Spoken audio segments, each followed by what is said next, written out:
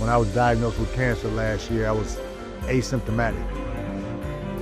I felt great. I wouldn't have found out if I didn't do a voluntary screening.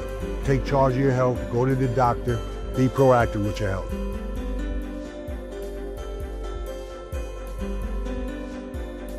We're not making love no more.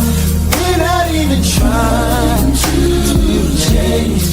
Tell me how it slips away, 'cause the end stays the same. We don't even talk. We ran out of words to say. Tell me it don't have to change. Only them stay the same. Oh yeah, oh yeah. Yeah, I know that things aren't going right, but don't you think it deserves a fight? A love that guys don't happen every day.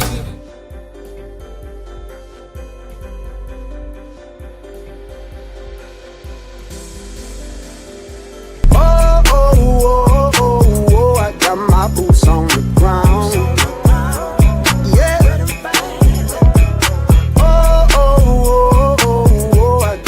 Boots on the ground. Where the fans at? Get up out your seat, let your body move. Cowboys and cowgirls, they're feeling that groove.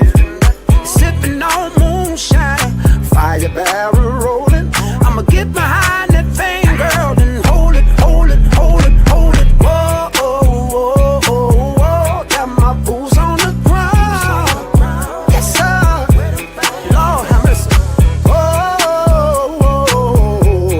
My boots on the ground. Fans, please.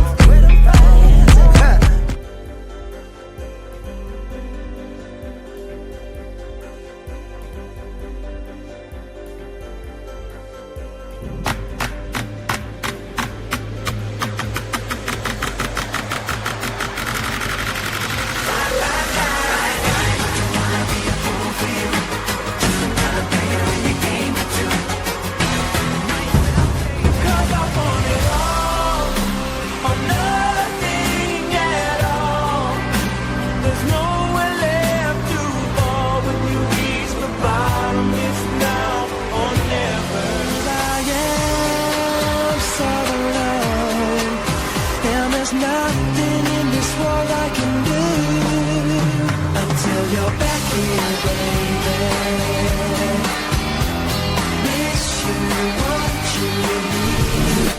On the way down, I saw you and you saved me from myself. on the block had a bunch of hits. Chinese food makes me sick, and I think it's fly when girls stop by for the summer, for the summer.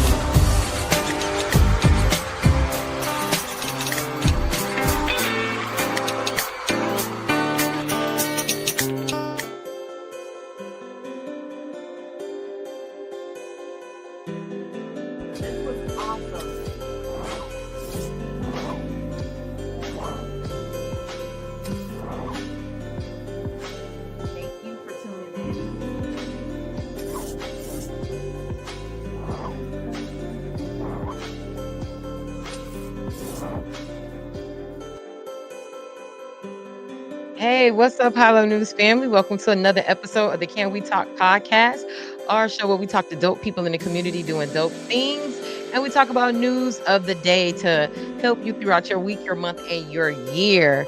Today, we have some great guests lined up and some great topics to discuss and to dig into.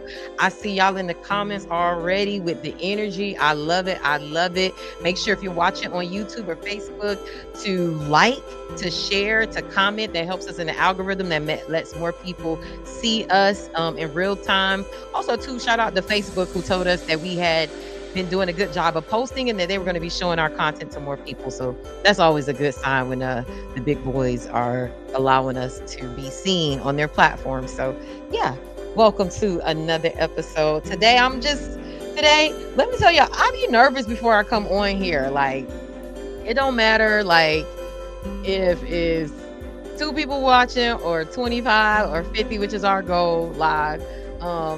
But it is always a nerve-wracking thing before I come on. But that's always been how I was when I was performing as a little kid, doing pageants.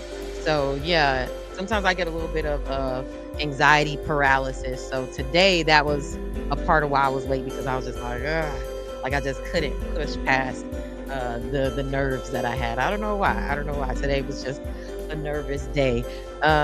Today's lineup is fire. Hey, what's up, Everett? What's up? Hey, Mr. Hamilton. You're a new face in the chat. I'm hoping that our guests are bringing in people to watch today. So that's always cool when our guests like to promote the show. So I appreciate that.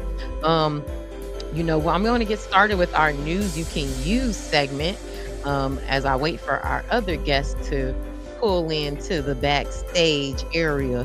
So y'all know we got our things in our graphics. So let's get into news you can use. And I got a graphic for that.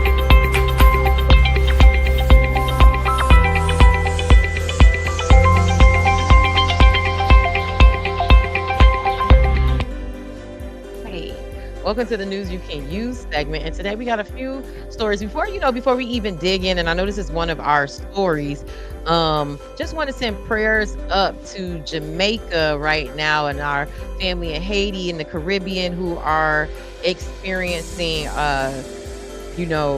Hurricane Melissa. And I've been hearing some devastating things coming out from the island. So definitely want to just send some prayers out that way. And when we get into the segment, I'm going to share some resources for you guys to be able to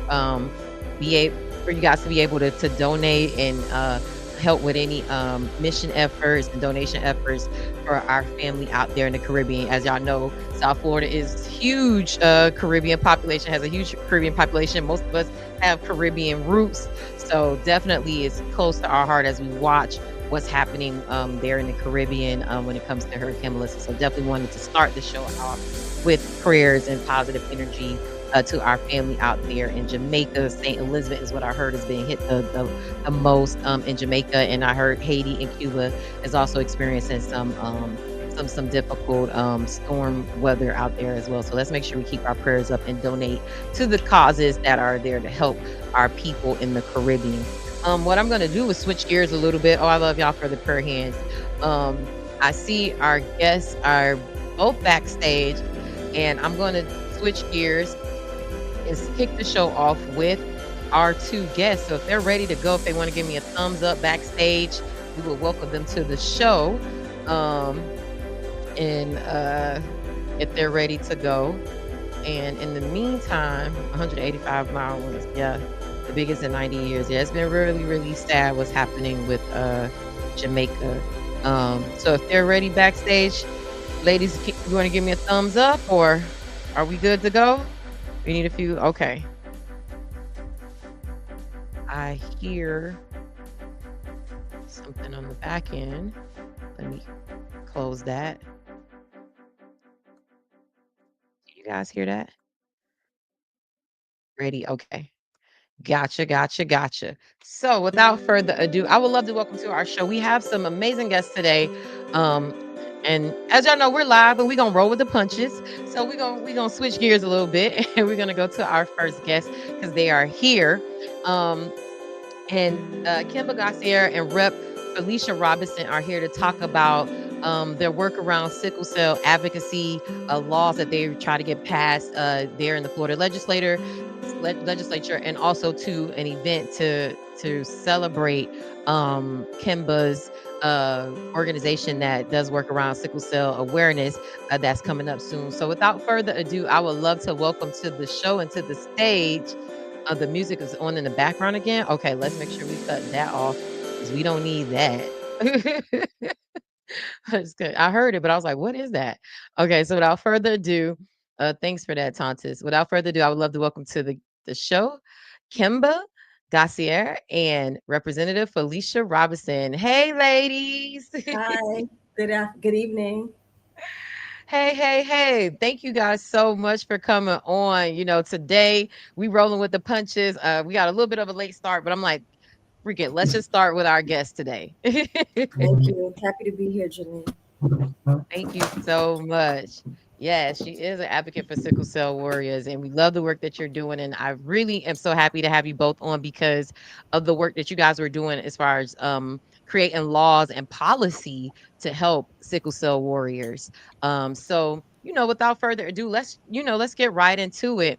And Kimba, I'll start with you. For those unfamiliar, what does ASAP do day to day to support individuals and families living with sickle cell disease in South Florida? Yes, thank you. I'm excited to be here again on your platform and super excited that this is our 10-year anniversary because we've been in the trenches doing the work for the last 10 years. Um, ASAP stands for Advancing Sickle Cell Advocacy Project, and we're a 501c3 nonprofit organization established in 2015. We provide support services, programming, and resources for individuals and families impacted by sickle cell disease here in South Florida. And Representative Robinson will share some more information with you. So it's not just actually in South Florida, but we're working statewide to make a difference in the lives of individuals and families impacted by sickle cell. So we actually have 3 support groups. That's one of the areas that we offer support in. The support group is for adults, the general population, supporters. We also have one for teens and preteens. And most recently this year, we started a support group for individuals that are interested in bone marrow transplant or gene therapy, or they're interested in it, or either they have gone through it. We're very proud that a member of our organization actually recently went through gene therapy and actually no longer has sickle cell disease. Oh, So wow. yes, yes, Kaden, hi, if you're watching, hi, Kaden and Francita. So we offer that. We have a chronic pain self-management program that's free to adults. Well, age 16 and up with sickle cell is virtual, is free.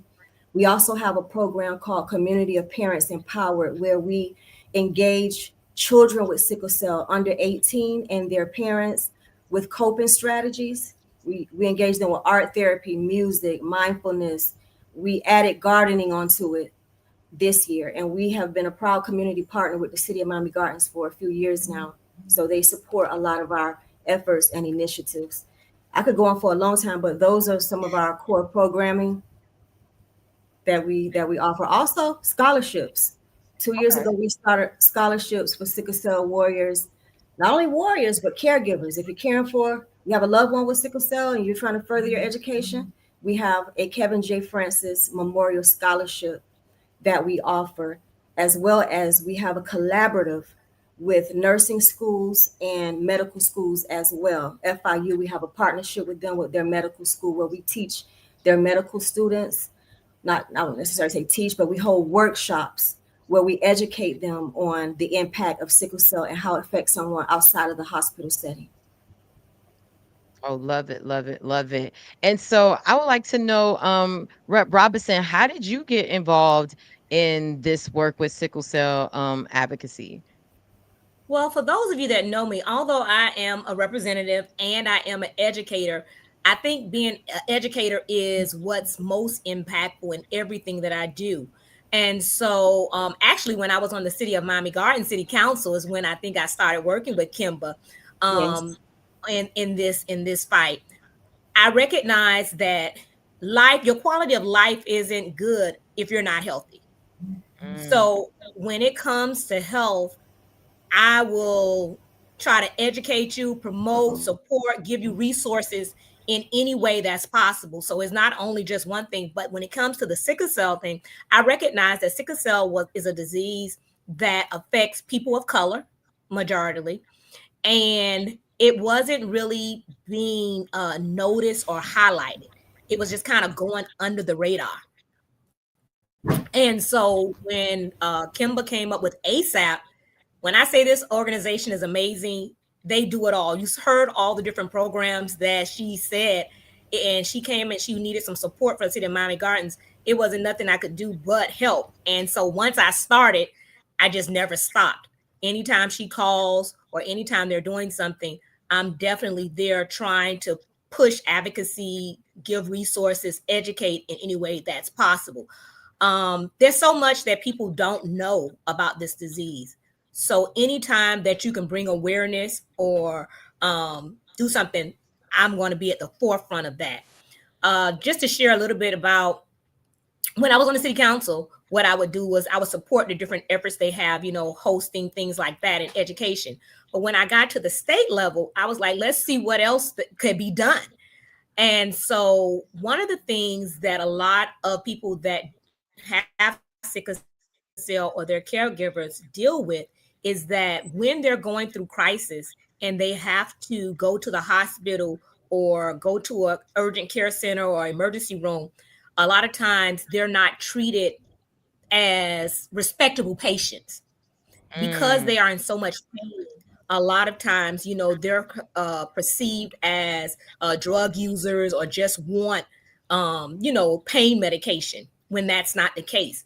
And so it becomes very difficult for a sickle cell patient to be able to advocate for themselves because they're going through this, they're living with this. So a lot of times they know what it is that they need, but when they express that to the medical professional, is not looked upon as information to work with, is looked at derogatorily. So one of the things that Kimba, along with a few doctors from the University of Miami and from Memorial Hospital, the first year, we didn't really know where to start.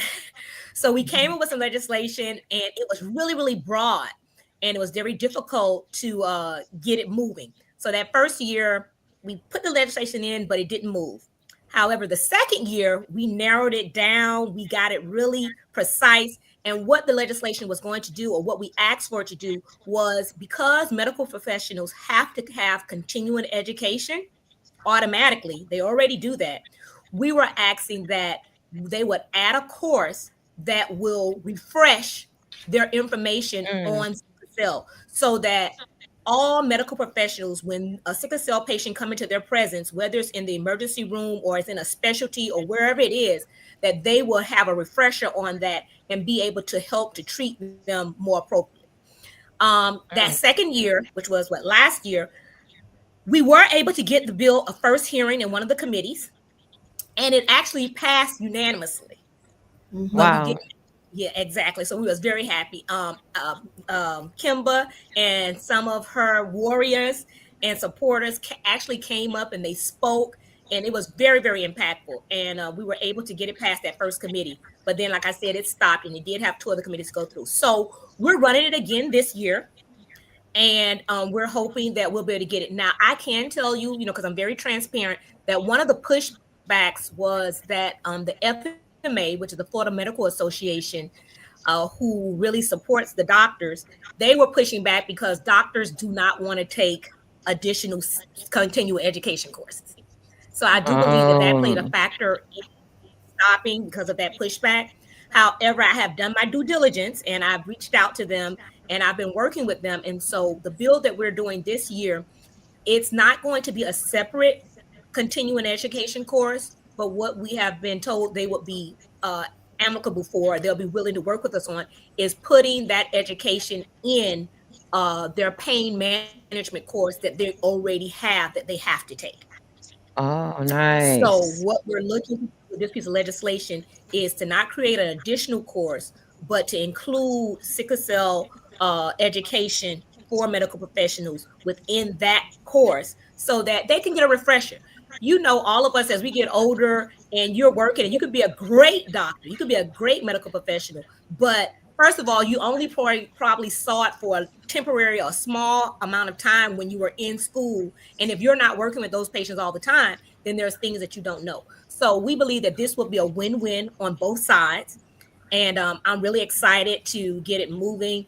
And it hasn't gotten a bill number yet. We have put it in drafting, and we're just waiting for it to get its bill number, and then we'll start advocating. And I'll talk to Kemba, and we'll get people to start pushing it and talking to us so we can make sure they get agended and that we can get it passed through the legislature. And so I'm very excited about it because I think that that would be a great move in helping.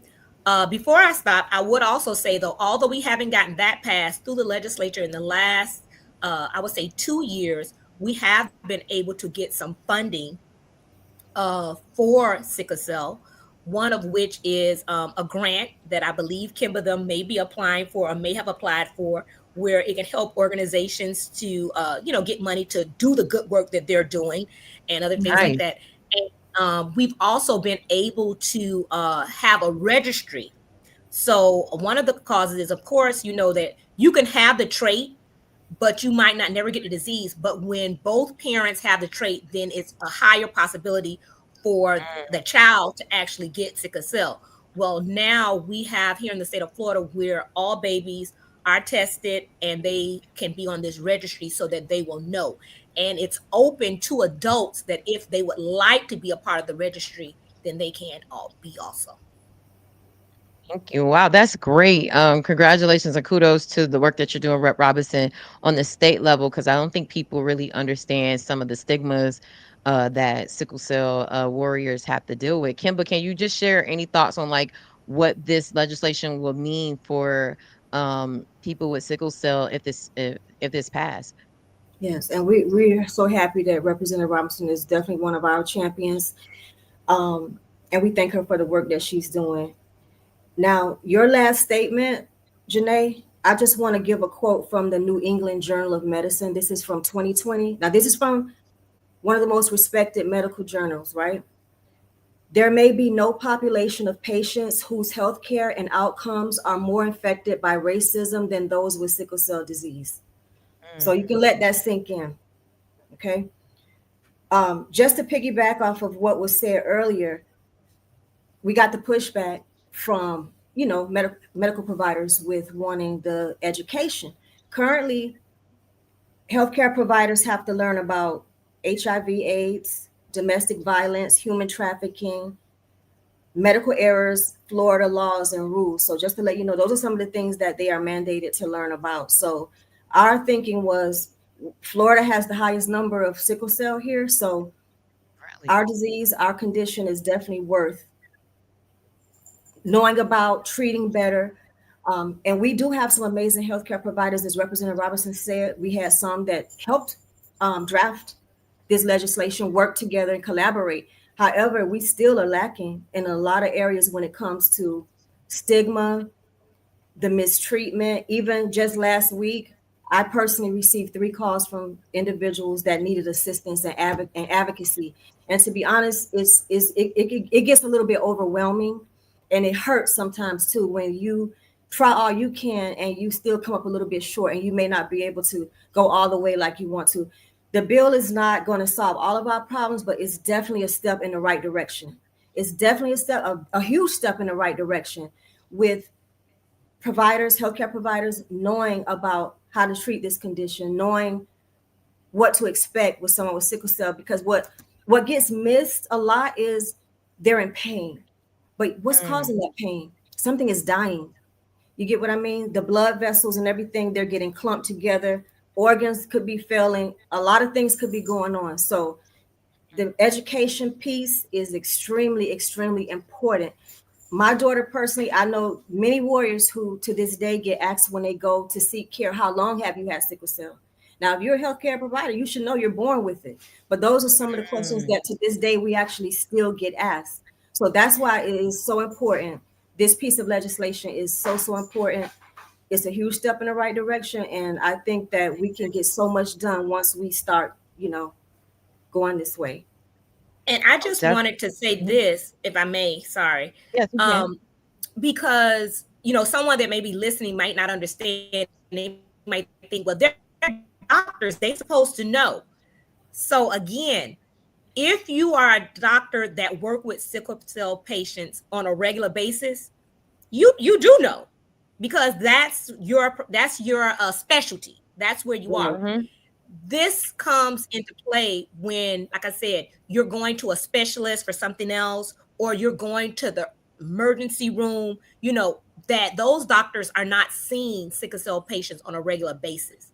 And so that's where the issue comes into play, because they're not used to treating them.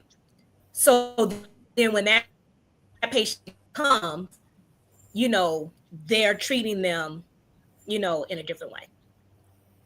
No, thank you for breaking that down. Definitely. And you know what? Studies have shown that people with sickle cell are no less prone to addiction than the general population. That's a very big misconception. And that's data on that is incorrect.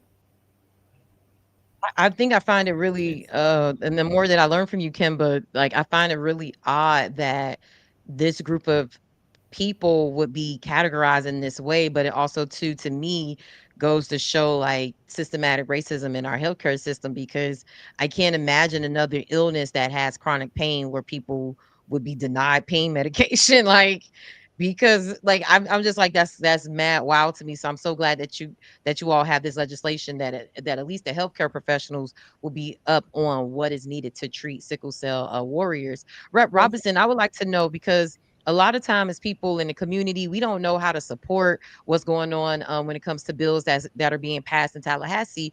If someone, wants to support your efforts, you and Kimba efforts, like what could that look like for the everyday person who believes that this bill should get passed? Like I would tell them to reach out to, they could definitely, I would say connect with Kemba, if for one, but then on our level, the process of getting a bill passed is to first get an agenda. So once that give me a bill number, you can actually go to the House site and you can see that bill. You'll see what committees it has to go through. Last time it had to go through 3 committees.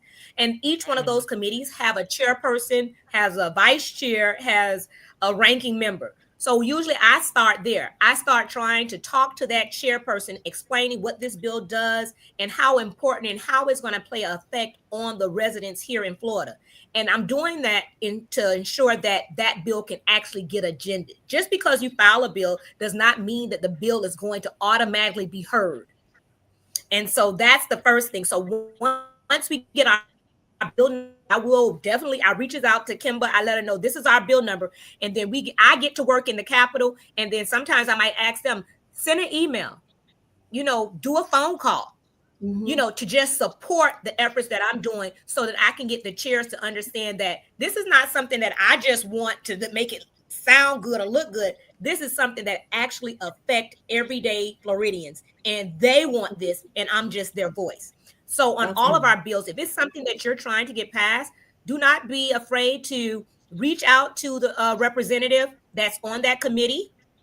I always reach out to the chair first, because they're the person that control the committee. But then you can reach out to those members and give them your personal stories, or who, just like almost, I wear pink all month for breast cancer, but sickle cell is just as important. And everybody has someone that they know that's probably been affected by sickle cell, whether they acknowledge it or not.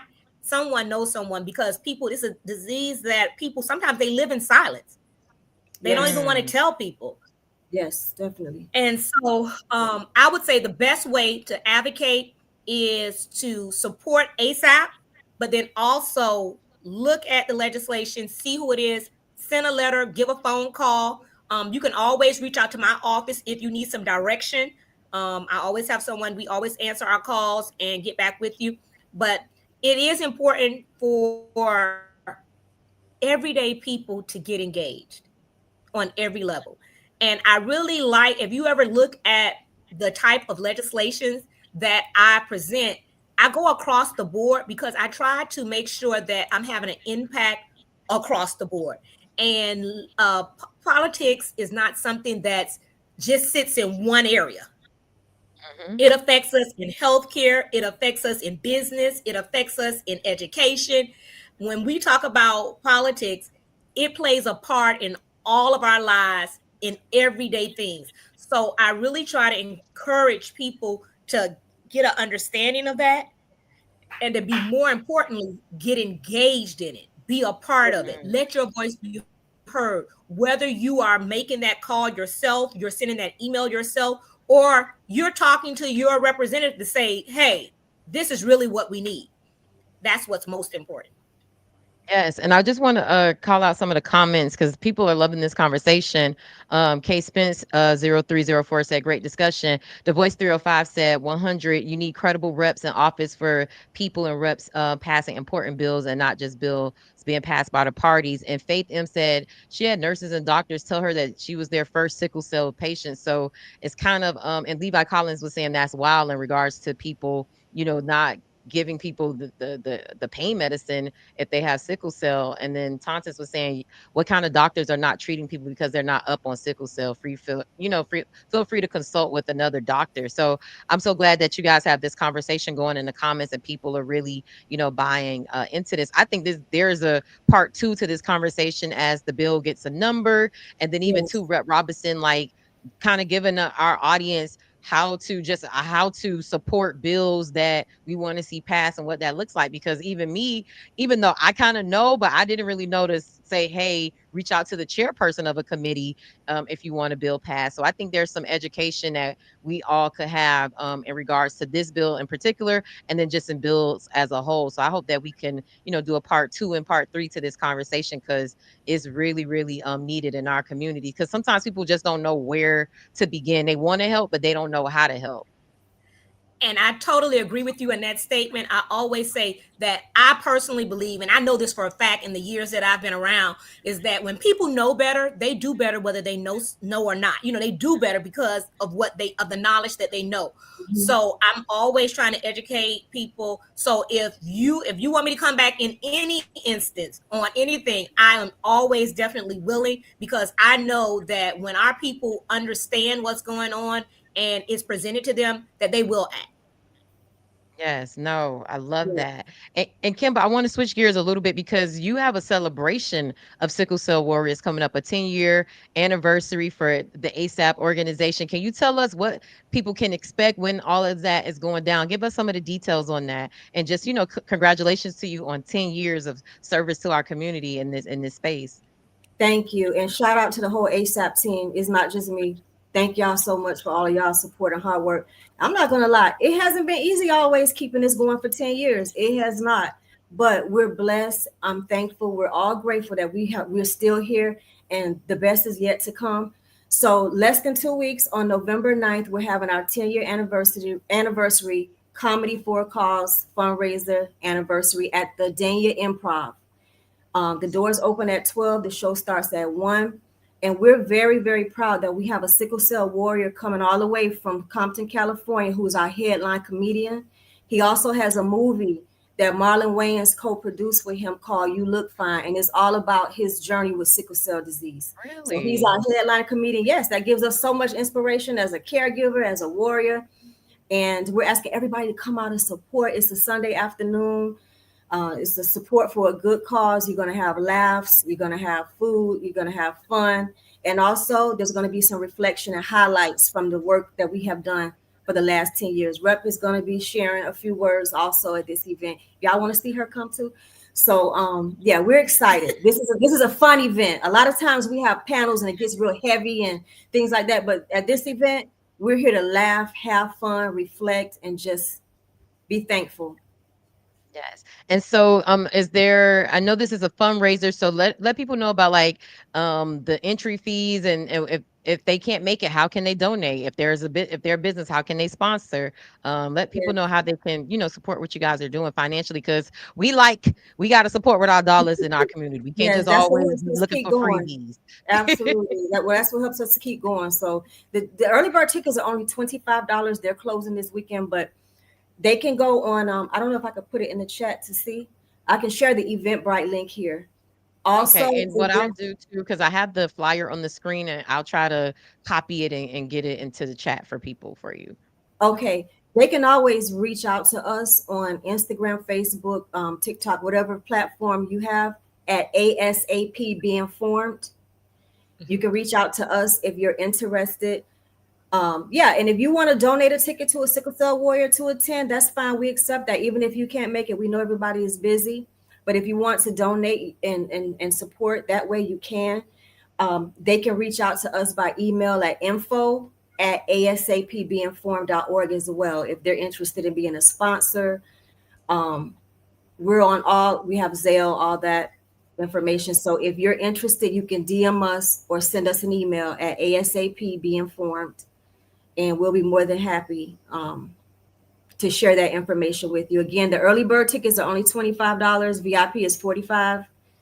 And like I said, it's for a wonderful cause. If you want to support any of our other initiatives, you can reach out to us at info@asapbeinformed.org as well, and we can send information out to you. Oh, Love someone it. put it in the chat. Yes, I'm gonna Someone, put it on the okay. screen Okay. for it. Thank you, All right. Mello 587. That's one of ASAP our being that's formed. one of our Hispanic warriors. Hi. Hey, And what's and up? Yes. Anais. Hey. Oh, so here's the thing. So, because, and I know this is maybe a little ignorant of me, and I know this doesn't only affect African Americans or Black people, but does this affect our Hispanic brothers and sisters as well? yes, Absolutely. people That was a of great color. segue when she put that in there, so for me to recognize that. Absolutely. Anais is a Hispanic warrior. She has sickle cell disease, and definitely that's one of the misconceptions, that this is a black disease. And it's Mm, not. It affects people of the Mediterranean, Indian, Saudi Arabia. Anyone Like, of color, if you have a little mhm. color, melanin, you have that so possibility. white people don't get sickle cell. Well, Very there are. rarely, Well, I'm gonna be rarely. honest. In our tree, if you shake that tree, we are not sure what might fall off. We don't know our history. That's You may true. look It may this be way some on the black outside. blood or something in there.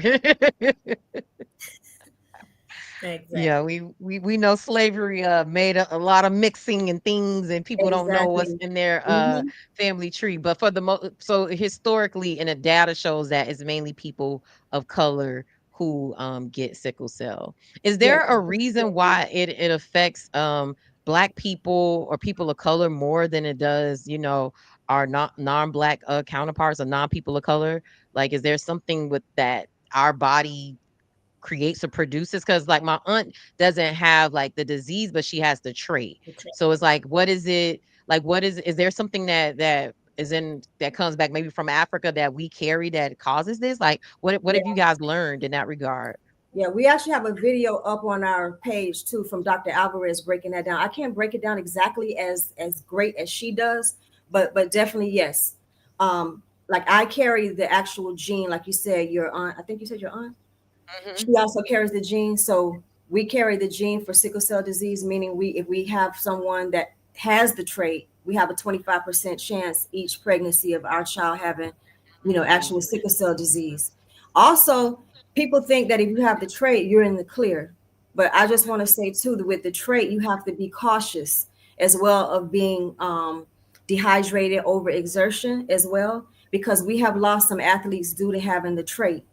And so Really? now, yes, the NCAA tests all athletes for the trait now, because they have Wow. lost some because of that reason as well. So even with the trait, you still have to be educated, and we encourage everyone to know your sickle status. Yes. Mm. I like that. Know your sickle status. I think my mom told me before that we don't have it, but now I just want to make sure because, like I said, my aunt has it.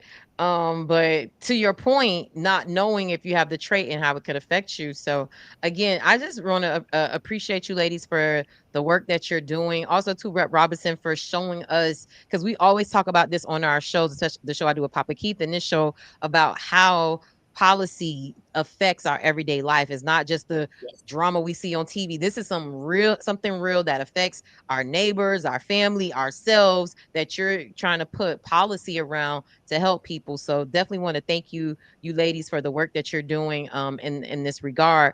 Any final thoughts before we end the conversation? Anything coming up or anything that you want the audience to know? And Rep Robinson, I'll start with you, and then Kimba, we'll go to you. Well, a couple of things. One of the things I wanted to say, as you all saying, you said you want to know your status. I thought that was a great segue to say that it's really important for us to go to the doctor. We walk around, we think we're fine, we think everything's okay. However, it's so many of us that don't go to the doctor, and we don't go until we get sick.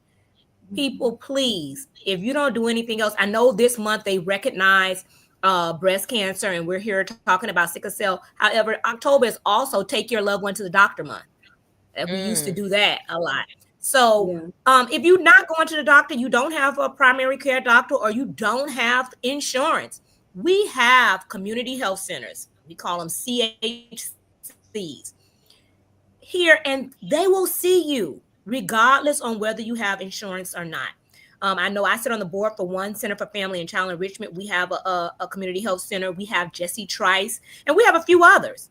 Please, if I can't say anything else, take the time out to love on you. Take care of yourself and just check yourself out. And one of the things you should do is know your status about a sickle cell. The next thing I would tell you, just to give you some insight, a lot of times people that normally would see me in Miami Gardens a whole lot, or see me in Miami a lot, sometimes they was like, well, I haven't seen you.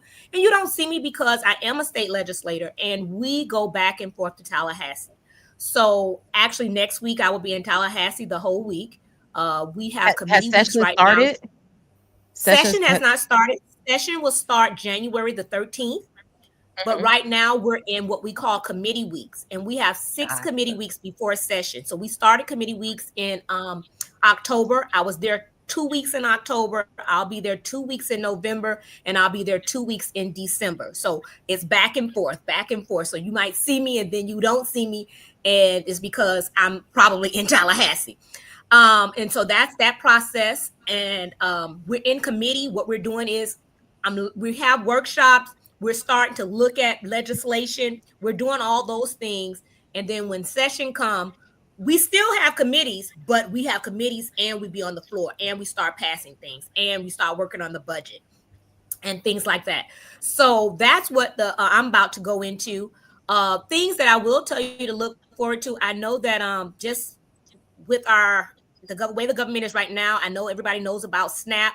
My office, we usually have a food giveaway the first and third Wednesday in partnership with Harvest Helping Hands. Exactly. We do that every first and third Wednesday, of the month at my office. And we're going to continue that. And we're trying to work with other people to try to fill in the gap. Some for people that may lose their SNAP and things like that. I am working on doing a dinner for some people that may not have SNAP. I'm working on that presently. Once I get it together, I will let you know, Janey, so you can put that out. But please. That's it. You just have to really stay engaged and pay attention. And if you ever have any questions that's dealing with government or around legislation, please do not hesitate to contact me, contact my office. Even if I don't know the answer, I will find it out, or I will connect you with someone that can help you. But it's better for you to know than to not know. That part. Absolutely. Thank you. Kimba, any last thoughts? This is an amazing organization. I'm just saying, this is an amazing organization. And I think that everyone could at least give $25 to be to that impact. We should sell out. So we waste $25 all the time. So let's go ahead and get those early bird tickets and show up for a great cause. Thank you so much. And thank you, Rep, for all the work you do in our community, not just for sickle cell, but for our community as a whole. Thank you. So, and Janae, I think earlier, I don't know if I answered your question all the way, but sub-Saharan Africa is when sickle is where sickle cell originated from. So, Okay. with that being said, I think that Anais put in the chat how they can follow us. Please follow us, because when this bill gets a number and everything, we need all the boots on the ground. Okay, not just with the fan, but we need all the boots on the ground to help spread the word about this, help support. You don't have to know someone with sickle cell. If you on this podcast, you already know about sickle cell. So tell someone else about it and how we can support, because we cannot do this by ourselves. It takes all of us literally working together to make a difference um, in the sickle cell community. So we don't want to pass the baton to our younger warriors that are coming up. They're getting ready to transition to adulthood. We don't want to pass the baton to them and say, hey, expect all of these issues when you become 18 and you go seek care as an adult. We don't want to do that. We have to be the change that we want to see. And so that's what we're doing right now, working with Representative Robinson, working with the other partners that we have to try to make a difference. So please follow us on social media.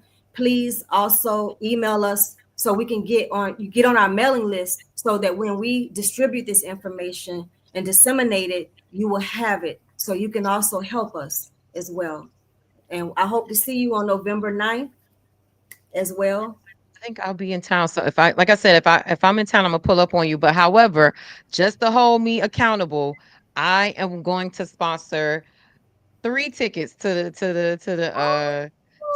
the you. gala. So Oh, Kemba, thank get with me you. into Miller so we can make sure we can get that donation. Guys, as you Okay. guys were talking, y'all know in the Black community, we big on giving our offerings and tithes and offering to church. And I think we should think about our nonprofits like that too. Give an offering to causes that are close to your heart, that maybe speak to you, maybe touch your family. So to me, I don't have a church home, but to me, I'm like, giving to nonprofits is my way of giving offerings and giving my tithes and keeping that energy of giving. So I would encourage everyone watching this to give an offering, to give a donation to the ASAP for their 10 years of work in this community.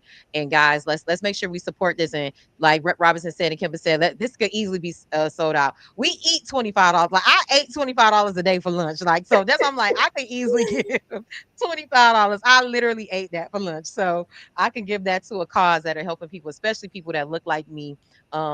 We could definitely give that from High Low News and Tate Media Enterprises. So I would encourage anybody else at the sound of my voice to do that, and also to share this interview, share this broadcast with other people so that they can get this information, because this is vital, real information that we can use tomorrow, right in our, right now, use it in our arsenal. So thank you, ladies, for being Yes, on the Mark. show, and just always thank you for sharing this vital information. We need to know this stuff in our community. Thank you for having us. Thank you for doing a great job in educating and keeping our community aware. Thank you. Thank you. Oh, I love it. Love it. Look at this Black girl magic. Love it. Yes, come on. Levi said he gonna donate a ticket. Hey, come on now. Look, come Yes, on, thank donation. you. Come Thank on. you. Hallelujah. I love Thank it. you. I love it. Thank you guys. Keep us posted. Send us a post release, Kimber, as well, if I can't make it to the event. Okay, So that we can at least share with the community what took place at the event. I will. I most certainly will do that. Yes. Thank you. And the food drives, Rep Robinson. I want to make sure we get that out there because Yes, we Snap is need that about to information. We snap in need that. half. So we got Yeah, to make I sure the think people know where my to get those staff put it resources. in the my staff put it in the Okay. my So that staff was your put it in the staff. chat, but I'll have her send it over to you also. Okay, Yeah, cool. Now I'll make sure but I'm I positive put that I'll on the have her screen send you again. over a flyer. Okay, cool. Yay. Okay. Let's do that. Awesome. Thank you, ladies. I appreciate you for coming on the Can We Talk podcast powered by High Low News. Y'all know y'all friends of the show. So come back anytime you have information and that we need to share with our audience. Today, the audience was loving what you guys were sharing, and I appreciate you guys for coming on. Thank you. Thank you, Thank you. ladies. Bye bye. Y'all give them some love in the comments. Hey, hey. Bye, ladies. All right, bye. Man, I love when Kimba comes on, and I think that was actually one of my first interviews with Rep Robinson in a while. So I'm glad we were able to have this just loving conversation and important conversation about sickle cell because of how it affects, the Black community and the brown community. We need to make sure that we know what's going on. Yes, I love the love that y'all had in the comments. Yes. Hey, Auntie, what's up, Faith? Yes, Black Girl Magic for sure. Yes, we're gonna make sure we donate and to causes like that because every time when I first learned that they stigmatize sickle cell warriors and say they don't want to give them pain medication we all know that's some mess, some racism mess because it's people of color, primarily Black people who have this issue. So you think that they don't got a pain addiction, pain medication addiction. Come on now. People could prove to you that they have sickle cell. You still don't want to get them the medication. Come on. And it's just the fact that the doctors don't know. Like we're just and the crazy thing is too is like sometimes we don't understand if you're not in it. You don't understand how like it affects people, or you just assume that a doctor would know about sickle cell, right? Because they go and learn about all the diseases. So you would not expect a doctor to be ignorant, so to speak, to a disease that so many people have. So very, very poignant and important conversation that we have. Yes, thank you. Thank you. So shout out to the Sickle Cell Warriors and the ASAP team who were watching today. I appreciate y'all. Thank y'all for having our numbers go up. I appreciate y'all. What's up, Miss Alma Brown? I see you, Miss Alma. Come on. Hey. I love it. I love it. Shout out again to Brett Robinson and Kemba for a great, great, great informative interview. Y'all, we had a that was a little longer than expected, but if you know what I want to do, you're welcome. I want to make sure that we get this information out there for Hurricane Melissa donations, because that is something that I feel like we just need to make sure that the community has that. So we're gonna switch back over to our news you can use. What's up, Faith? Hey, thank you for the hearts. It's purple. Is that the color for sickle cell? Let us know so we can put some purple hearts in the chat for sickle cell because I know that's for domestic violence, but I wasn't sure if that's for sickle cell too. So let's gear up for our news you can use.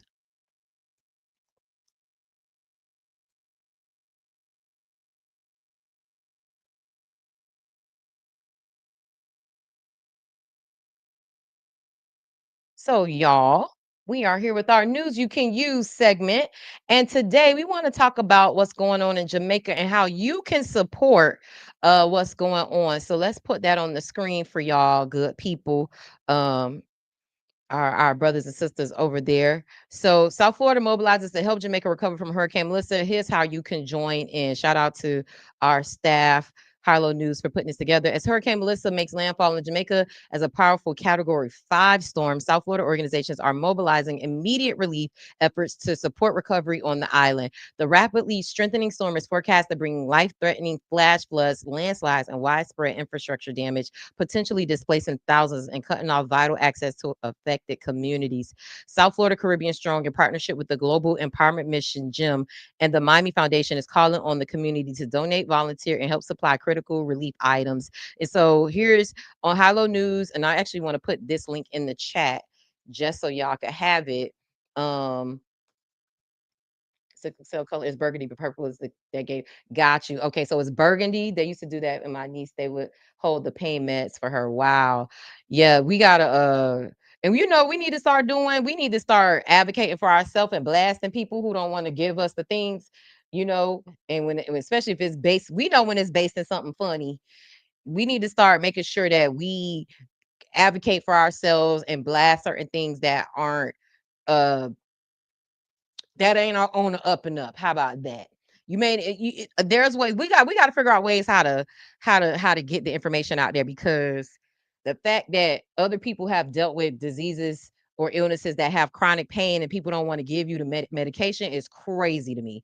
Crazy to me. I could see after you test me, like it, test me to see, check to make sure, but don't just deny me off rip. That's crazy. And then, okay, so burgundy is the sickle cell color, but purple. Okay, so we could do purple instead because I don't think, or red or something, or mix of both. Yes, call them out, get their names. That part.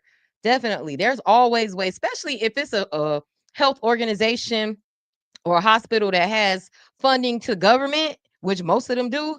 Call your representative. Call your city council, call your county people and let them know, hey, I went to such and such hospital, I went to such and such medical center, and they denied me care. This has happened to me multiple times. Get their name, get the location, because that's when they start acting right. When you start knowing how to advocate for yourself and how to call them out and how to threaten them in a professional way, you'll get your things. You'll get your things.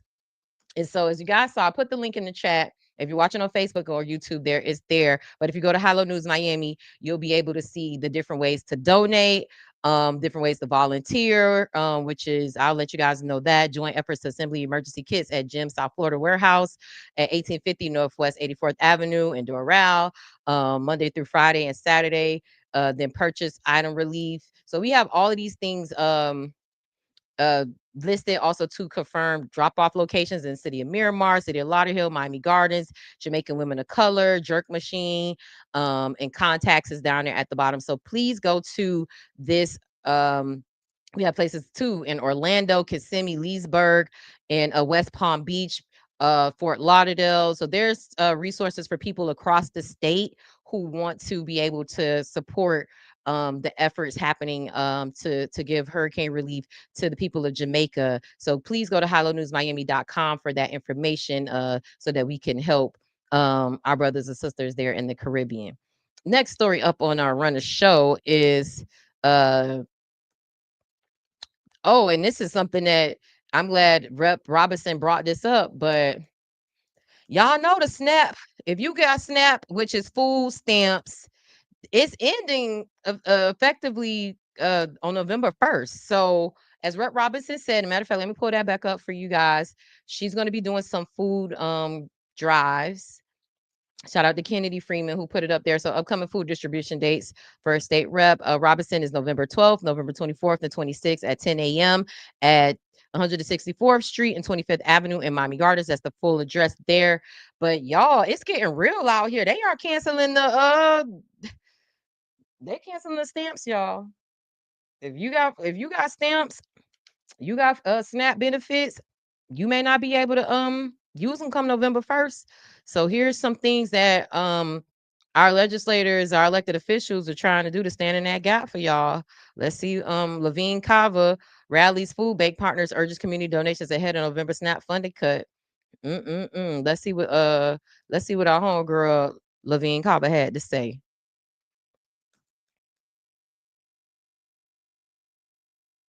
Something extraordinary begins to rise. Stranger Treats and Beats, a 3-day music festival from October 30th to November 1st. Experience Miami's most epic Halloween lineup. Tickets on sale now. Are you ready to feel the rhythm inside you? The clock is ticking as federal funding for SNAP benefits could run out this weekend. I'm losing sleep. We're all losing sleep. This situation is just beyond our worst imagination. Miami-Dade Mayor Daniela Levine Cava says South Florida could be hit especially hard, with hundreds of thousands of low-income families and seniors relying on SNAP benefits more than the national average. Nearly 1 in 4 of our households in Miami-Dade County that depend upon SNAP. Calling it an all-hands-on-deck situation, Mayor Levine Cava urging South Floridians to help if they can, and says the county is coordinating with food banks and nonprofits to brace for a possible lapse in SNAP if Congress doesn't end the government shutdown by November 1st. By activating emergency food distribution operations through a joint emergency response framework. Some of those food banks already feeling the pinch of federal funding cuts and less food coming in. The first times that I'm really concerned that I don't have the resources that I need. Despite that, CEO of FarmShare says they are planning 42 food distribution events and using county data to target areas where SNAP recipients live. Feeding South Florida estimates more than 500,000 people in Miami-Dade could be impacted, a hit that could ripple through the local economy. Not only will families go hungry, but more than $5 to $6 billion in revenue a year comes to Florida through SNAP benefits. Meals on Wheels in Broward says applications from homebound seniors already spiking this week. They don't have to go to sleep at night hungry. That's why we're here. Meanwhile, Mayor Levine Cava calling on Congress to end the government shutdown. Please see past the politics and get this done. Republican Congressman Carlos Jimenez responding. It is Chuck Schumer and the Democrats in the Senate that have closed the government and have put in risk the SNAP benefits to millions of Americans. Here at Feeding South Florida, the president and CEO has two messages tonight. If you need help, ask for it. And if you can help, to do so. If you need assistance or would like to help, we have a link on our website where you can at WSVN.com. In Pembroke Park, Julie Calhoun, 7 News 19. Wow. So shout out to WSVN for that report. Y'all, it's getting real out here. It is getting real out here. And not saying that we need to kick somebody while they down, but we tried to tell y'all. We tried to tell y'all this is what was going to happen. And the crazy thing too, I would talk to a lot of my friends who are Black professionals who aren't on any SNAP benefits, no Medicare, none of these things that wouldn't have been affected. Of course, the high prices of things at the store that affects us, but like our livelihood isn't directly tied to like I'm not, you know what I'm saying? Like my friends aren't not going to have health insurance or be able to buy food because of a government shutdown. Like they have jobs and they're going to pay for their things, right? And so the people who, voted for the Republicans, to me, did not really fully understand, I feel, what the ramifications of this would mean. And this is just one of them. And here's the thing, I'm like, uh Congressman Jimenez, you blaming Chuck Schumer. Y'all want to do this thing back and forth. At this point, people don't care who to blame. They just want y'all to stop having the government at a shutdown so that people could get their benefits. People are like seriously it's gonna have ripple effects because here's the thing that we're not talking about economically, right? So we just want to keep it Dade County. 500,000 people could lose their SNAP benefits, right? That means 500,000 people aren't shopping in stores, which means 500,000 people aren't contributing to the revenue of the local economy of the produce and grocery stores, right? Which could mean cut hours for people who work at stores, less jobs, maybe layoffs. So the ripple effect of this shutdown, it's not just the people losing their benefits, it could also affect the employment of people at grocery stores and things like that. So it's just so many ramifications on what's going on, which is why it's so important for us to be involved in what's going on locally in our politics, especially when it comes to Senate, Congress, on the U.S. level, state representatives and senators on the state level, and your county commissioner, your state attorney, your city council people. Like this stuff has immediate ramifications on your life. We just saw an example of that with Rep. Robinson talking about the work that she's doing around sickle cell.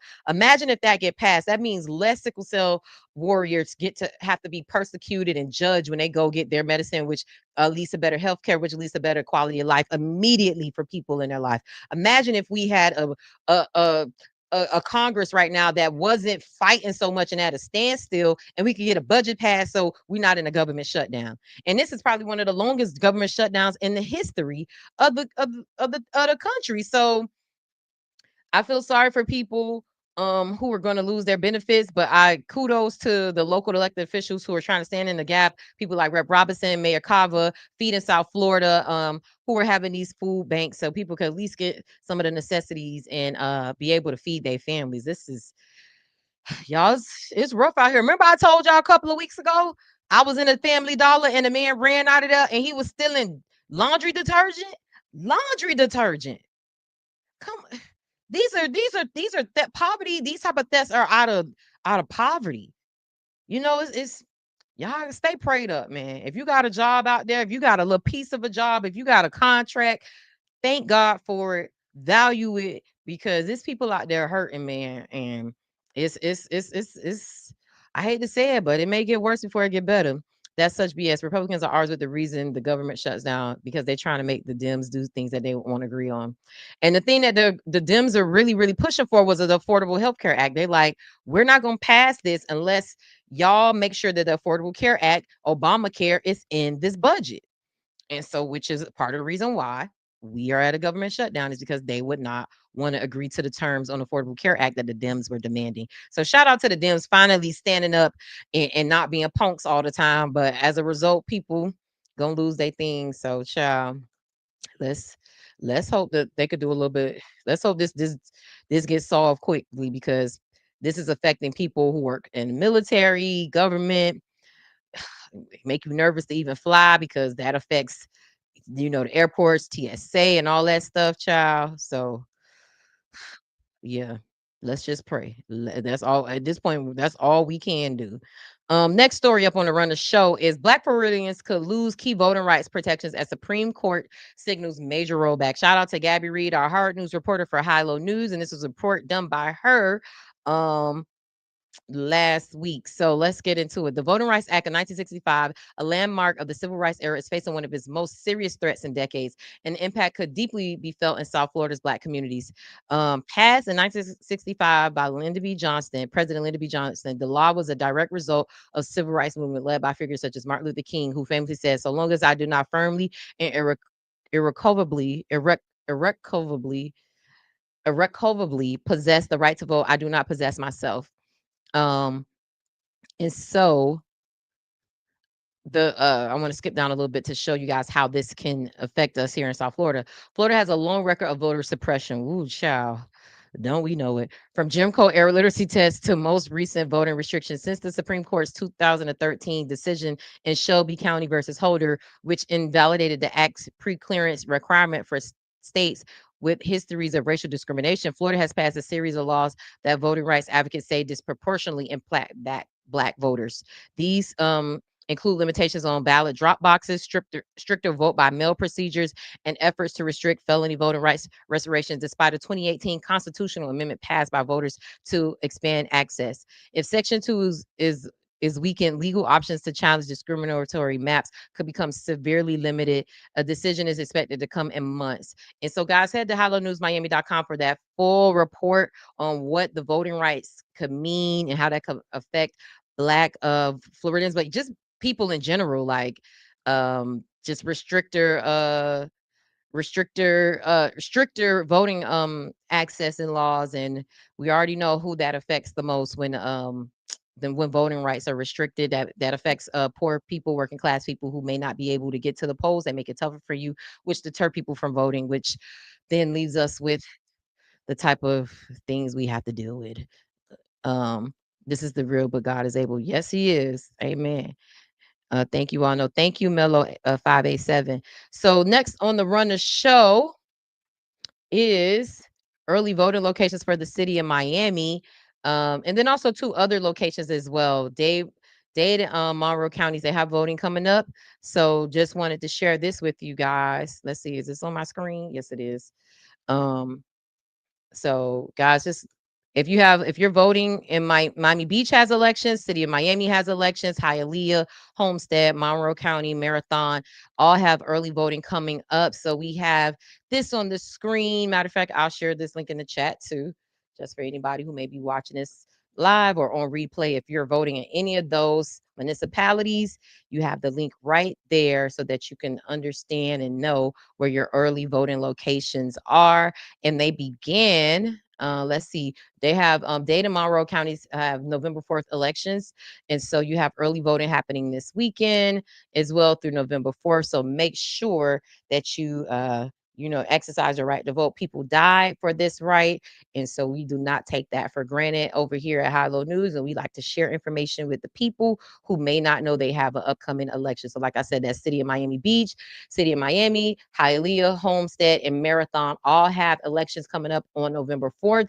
So if you live in any of those areas or know anyone who lives in any of those areas, make sure you are sharing that information with them.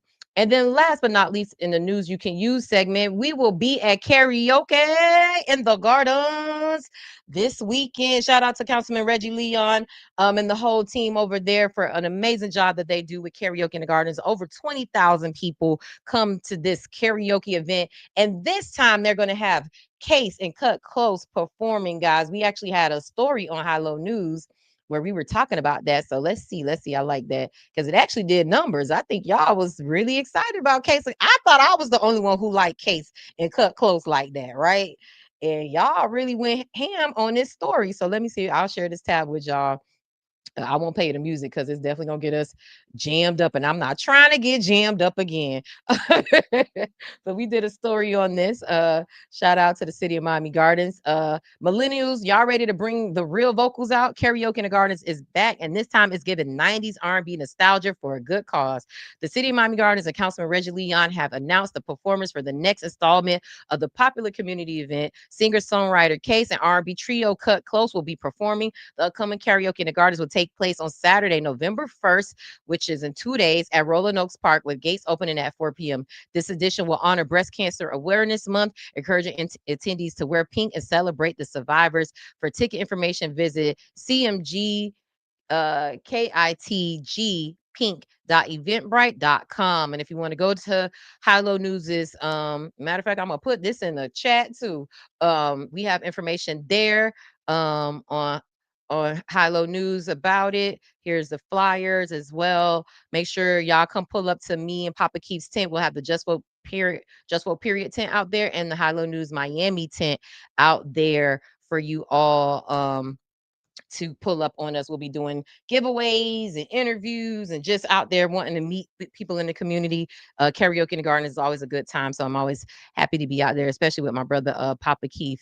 Oh, they be singing out there now. Some people can't sing, but the people who really go on the stage to sing at Karaoke in the Garden is like could sing for real. Like they don't be playing. You could donate at this link. Okay, share that link, Mello, in the chat too, if you can. I'm assuming this is in regards to the ASAP sickle cell 10-year celebration. So yeah, you can share that in the chat too if you want. I'll be humming with y'all because I can't sing. Oh, we also have TikTok. Okay, thanks for sharing that too, Mello. Make sure you if you DM us, let us know so we could put something up on our social media pages for you guys as well.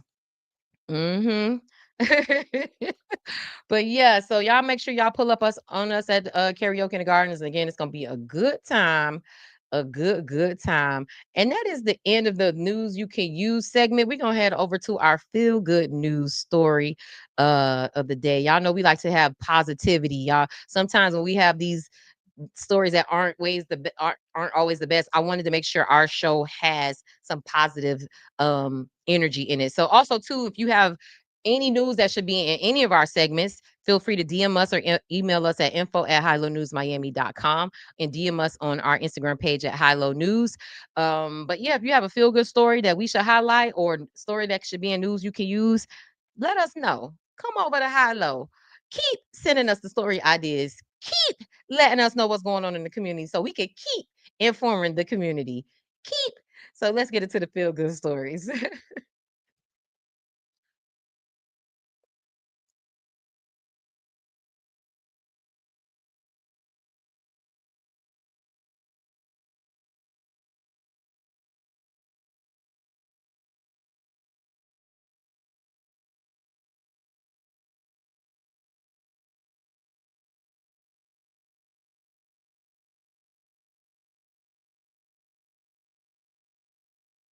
So thank y'all. You know what? That was not the one that I should have played. Let me see. Here you go.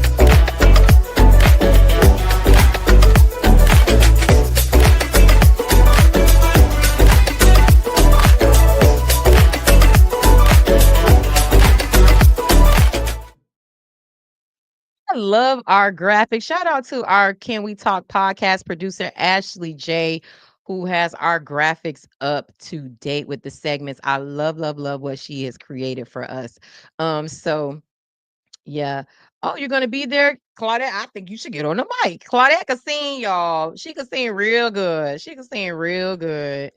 Um, no, you're so welcome, Mellow 587. Yes. Thank y'all. Thank y'all for the ASAP tribe and the sickle cell warriors were in here heavy today. Awesome work, High Low. Keep it up. Thank you. Yes, Ashley is doing her thing, Ashley J. So the first story up in the news you could use in honor of Breast Cancer Awareness Month, we would like to uh up uplift and hold space for Miami breast cancer survivor shares her story, urges Black women to share theirs. So we featured this on High Low News this month, in honor of breast cancer awareness. Glenda Moulton Rutledge, a 71-year-old longtime educator in Miami, is using her cancer survival story to raise awareness about the persistent racial disparities that put Black women at greater risk of dying from the disease. Moulton Rutledge said her journey through treatment was guided by faith, resilience, and supportive medical team. Now in remission, she's speaking out during Breast Cancer Awareness Month to advocate for equity in care and early detection, especially for Black women who often face significantly worse outcomes. Honor your voice and trust your instincts, she said. As Black women, we often carry the weight of strength and silence, but this is your time to speak up and ask questions and advocate for yourself. And so she goes on to talk about just the disparities in health and how it affects Black women. And she shares her story on how she overcame and was able to, become a breast cancer warrior as well. So shout out to Glenda Moulton Rutledge, 71 years young, looking good, girlfriend. I see you. I see you. Shout out to Gabby for our Hard News reporter, Gabby Reed, for reporting this story and sharing this during Breast Cancer Awareness Month. We want to make sure that we have, you know, honored and celebrated Black breast cancer awareness. Also, to Baptist Health, shout out to one of our advertisers who does every year for the last, I think, 3 or 4 years, they do a mammogram campaign, as you see that it's on our website, where you get your mammograms at Baptist Health. So make sure y'all check them out. Breast health is important, and we want to make sure that we take care of the ladies on our chest and make sure that we're healthy and they are healthy. So shout out to Miss, is it? Let me make sure I got her name right. I don't want to mess it up. Miss Glenda Moulton Rutledge, for sharing your story and allowing us to share that on Hilo News. Oh, prayers for your family in Jamaica. Yes, we pray that they're okay. So next up on the news you can use segment, we covered the domestic violence walk in Miami Gardens, and as y'all know, this is has a special place in my heart. So I wanted to share this with you all. So give me a second to tee that up for y'all. Where is the tab? So let's go. For the Miami Gardens Police Department's Domestic Violence Awareness Walk.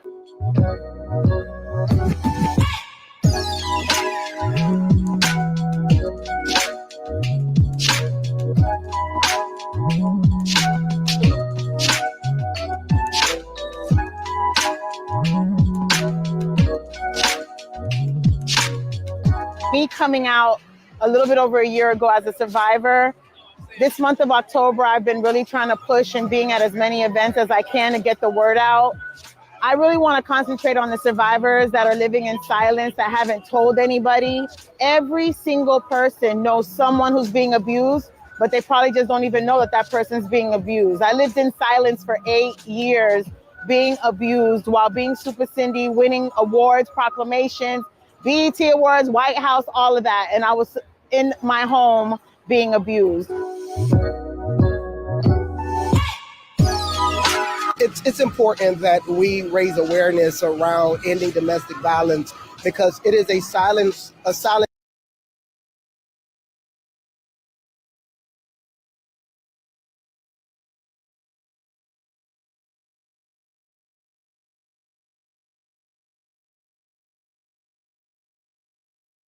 disease in our community, and people suffer in silence. So when we see something, we must say something. When we know something, we must do something, because it's important that we end deadly diseases in our community so that we can have a lasting and strong community. And putting a stop to domestic violence would do that by making sure that we last longer in our communities, by supporting each other that's going through this deadly disease. Hi everyone, my name is Yasira Tejada, and I'm a part of Bride's March and Unmute Yourself, and I'm here representing Gladys Ricard. She was shot dead on her wedding day, ready to start her life, be a better person, and her ex came and he shot her on her wedding day. It's unfortunate the things that happen with domestic violence, but we're here breaking the chain. We're here raising awareness to let people know that if you see something, please say something.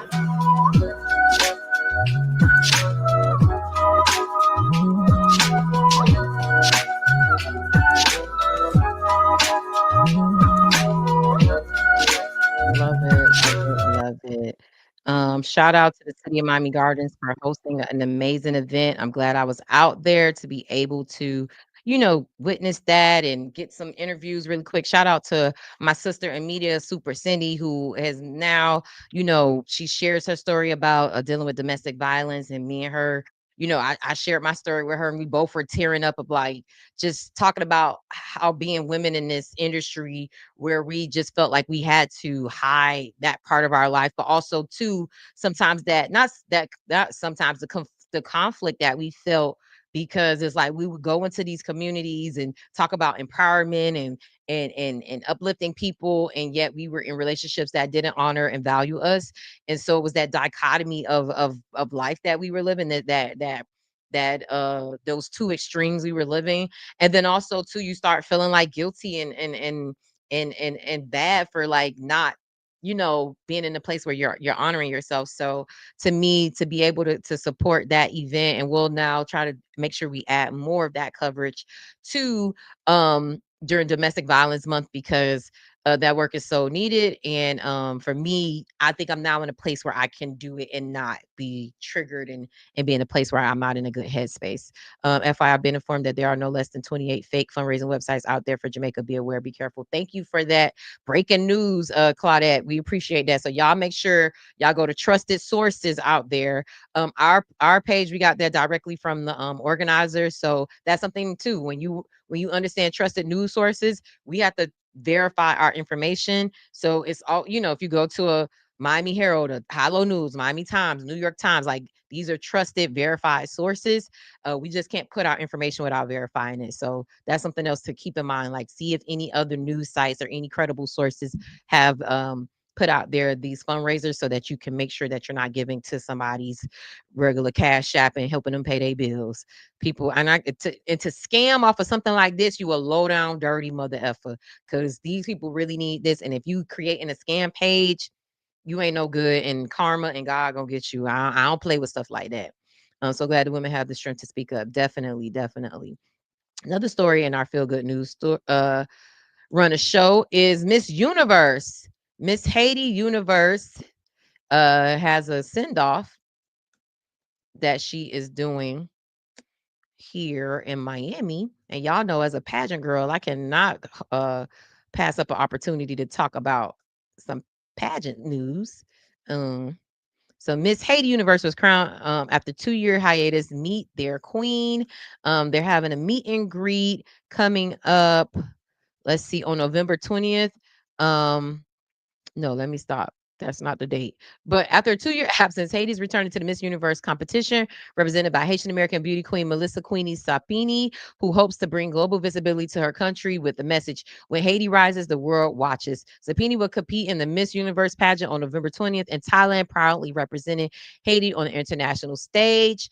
And there is on October, she was appointed to Miss Haiti on October 19th. And I want to get the information about where she'll be. Oh, she's gorgeous. Come on, girl. You better be snatched. I'm trying to get the information on where she'll be. This is a Q&A. Oh, yes. Pretty, pretty, pretty. I thought she was having a Q&A or a meetup in Miami.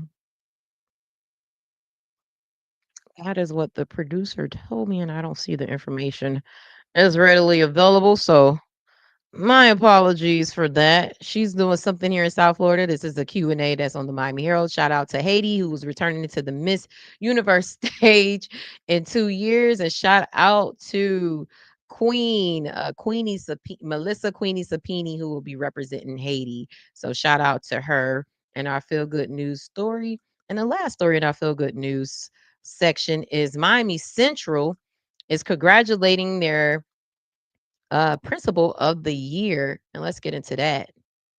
Always want to shout out to our educators here. Mr. Raymond Sands Jr. is Central Feeder Pattern Principal of the Year nominee for the Central region.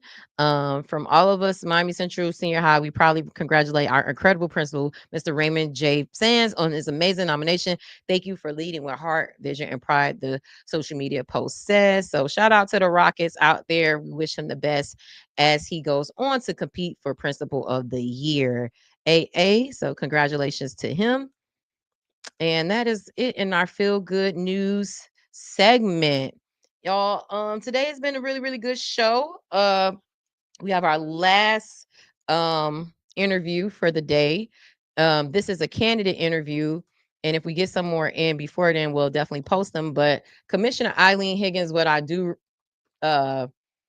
respect about her is she wanted to keep her candidacy separate from the work that she was doing as the county commissioner. And so she was like, Janey, I want to come back on and talk about my candidacy. She's like, I don't think it's, it's not ethical to mix the two. And I actually really, really, respected that. And so we have a candidate interview where she wants to talk to people about her,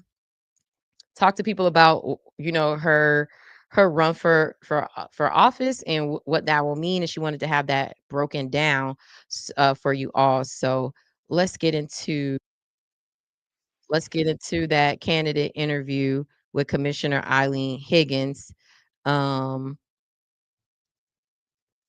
here for the Can We Talk podcast. So let me tee that up and we're ready to go.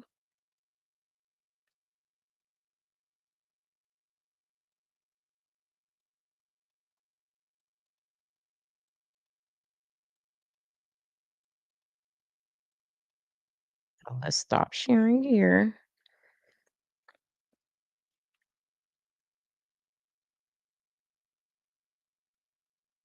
Look, I don't even know what a thing is.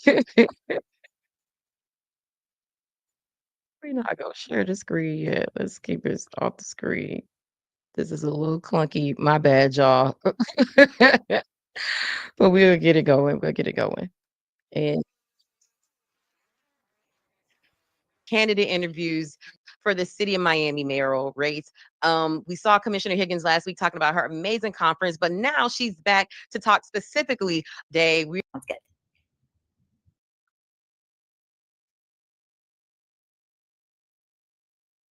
Hello, News family. We have another great interview today. We are doing candidate interviews for the city of Miami mayoral race. We saw Commissioner Higgins last week talking about her amazing conference, but now she's back to talk specifically about her run for the city of Miami mayor. So without further ado, I would love to welcome back to the show, Commissioner Eileen Higgins. Hey. Well, hello. How are you? I'm good. You came back real quick. I love it. Well, you invited me real quick. So I hope your week has been going well. I think you were traveling, so I hope that was good. Yes. I just got back from Utah and back at work and doing this type of work that I love so much. So thank you for coming back on the show. Anytime. Yeah. So Commissioner Higgins, I want to jump right into it because anyone who saw the interview last week, and I definitely would encourage anyone to go watch it because you shared a lot of gems about the work that you're doing as county commissioner. But now we're switching gears and we're talking about your candidacy for Miami mayor. Let's just start here. What made you say, let me throw my hat in the ring? Well, I represent a third of the city of Miami now in my county commissioner's job. So I'm well acquainted with the city of Miami. And like many people, I live in the city. I love the city. And when I watch in the media what's going on at City Hall, a lot of times it's chaos. And, when City Hall is in chaos, absolutely nothing is getting done for the people. And we have a number of people running that have been involved in corruption schemes, distraction schemes, yelling and shouting one or the other at the dais. And I have a track record from the county of accomplishments, right? I'm a mechanical engineer. I have a lot of private sector experience and then also public service experience. I was the director of the Peace Corps in Belize.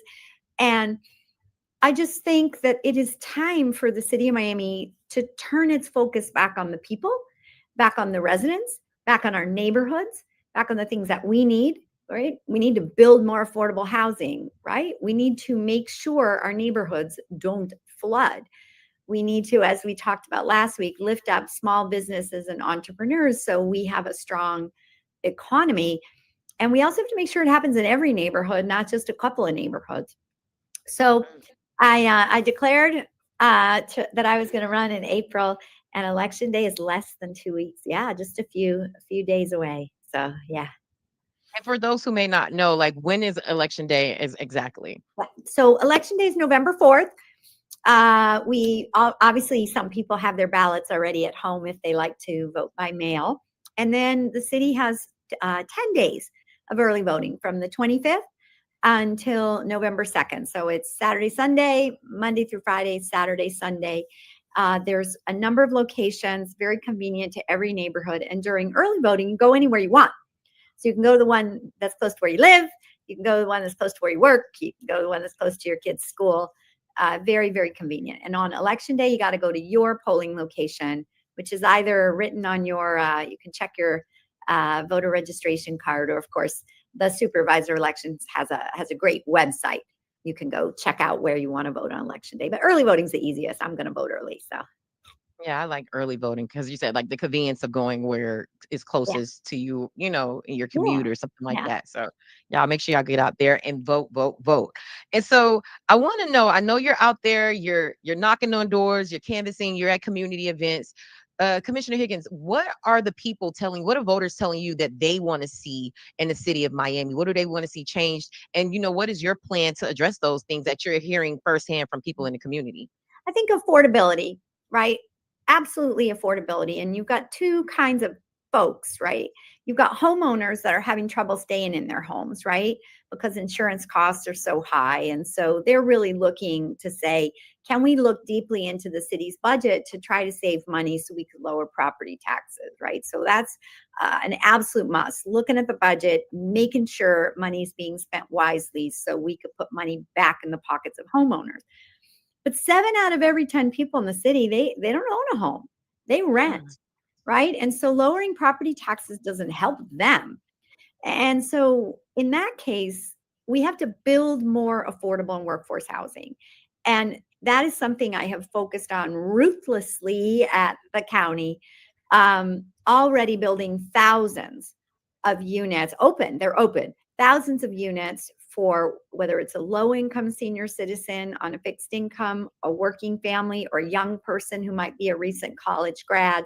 We have to have units that are affordable for people to live in when they're in the rental class. And one of the ways to do that is to use land that is the city's land. That's what I've done at the county. And the county's land is not the county's land. It's the people's land. It's your land. It's my land. I think there's a song about that. But anyway, it's the city. I'll give you an example. The soccer stadium, right? I don't know about you. I'm kind of excited to have a soccer stadium, right? But the city gave away acres and acres of land to build a soccer stadium, but also other stuff, right? There's going to be some hotels because it's near the airport. There's going to be a couple of office buildings. There's going to be a beautiful park. You know what's not there? Housing. Wow. So how do you give away acres and acres and acres and acres of land and not build one unit of housing? If I had been mayor during that never would have happened, right? We'd be building housing there. And I still think there's time to, in the future phases, make sure we're swapping out offices for housing. And also, let's be very clear, that is right across the street from a transit station, right? We have a metro rail station there. We have a tri-rail station there. So if you're building affordable housing there, right, it's a double whammy because people don't need to have a car. They'll be able to walk across the pedestrian bridge on 20th Street and ride metro rail to work, to school, to whatever, a doctor's appointment, to whatever they want. So that gives you an example of the kind of mayor I would be. I'm going to make sure the city's land, whenever possible, is used to build housing on it. Thank you for sharing that insight. And we were talking a little bit offline about transportation. City of Miami, is a place where it's easy, but it could be better to get around the city. What are your thoughts and plans if elected mayor to make mass transit improved in the city of Miami? Well, I've led the county's transportation committee for about the past 6 years. And during that time I've been in leadership, I have gotten funding for 2 rapid transit lines, one of which we opened today, actually, or earlier this week, which is the South Dade corridor. And that corridor is very important. It's not so much for city of Miami, but Florida City residents commute 2 hours each way to good jobs in the city of Miami. When this opens and they're riding it, that will save each person 30 to 40 minutes each way, right? That's an hour, hour and a half every day back to you, right? You can put food, cook a good meal for your kids, help them with their homework, go to the gym, whatever, watch TV. But that's how transit connects people to economic opportunity. The other project, I'm very proud, just recently in the past couple of months, managed to ensure that the project remained funded in the federal budget is the Northeast Corridor, which is a commuter rail line between downtown and Aventura. It's going to have 3 stops in the city of Miami: Midtown, the Design District, Little Haiti. Then it will continue to North Miami and the FIU Biscayne Bay campus. That'll be like tri-rail service, right? We'll run it on the Brightline tracks, but rather than costing $40, it'll probably cost $4, right? And I'm very excited that I have been able to receive funding for that. And so that project will move all to the engineering phases, and I will make sure that that gets built because 3 of the 5 stops are in the city of Miami. And we've got to advocate for Baylink, right? So many of our city residents commute to Miami Beach for jobs in the service sector, right?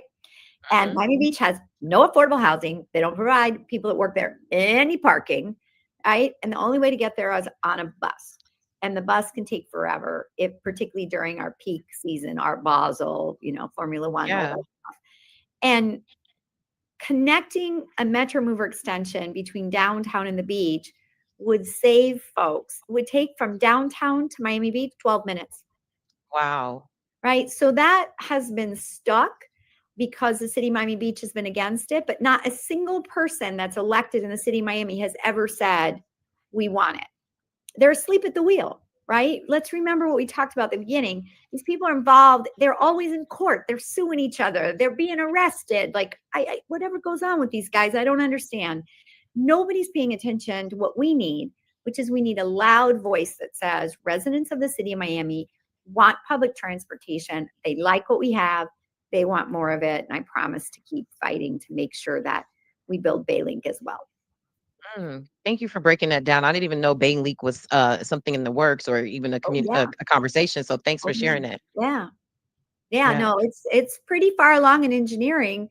We're just waiting for Tallahassee to approve it, but no one said a peep. Our existing mayor, our existing commissioners never worked on it.